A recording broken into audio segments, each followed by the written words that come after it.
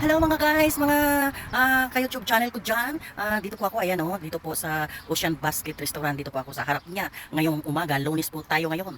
Pupunta po kasi ako kung saan-saan. Araw-araw pinapayagan ako ni Amo. Kaya ngayon, nandito ako sa aking YouTube channel. Hindi ko na itatago yung aking lugar. Hindi katulad doon sa aking Facebook na tinago ko yung aking location. Kasi akala ko ay okay pag ino po yung location ko. Yung pala hindi okay. Kaya andito ako nag-save sa aking YouTube channel. Kasi nga po, hindi po ako ineligible ni Mita sa aking Facebook reel at saka sa aking page. Kasi nga sa aking territory country po, hindi po nila inallowed. Pero yung aking mga ads, mga isda, marami na po sa aking long video. Pero nanggagaling po rito sa Cyprus. Number 1 po yung Epic Network at saka yung World Delivery na dito po yon sa Cyprus lang makikita ang mga ads na po yun. Kaya unfair, pero okay lang. Andito ako sa YouTube channel ko at yun ay itutuloy ko pa rin naman yun pag okay na ako, baka nasa Pilipinas ako. Pero sa ngayon, dito po muna ako sa Cyprus. Nagagala araw-araw. Good morning guys. Maraming salamat.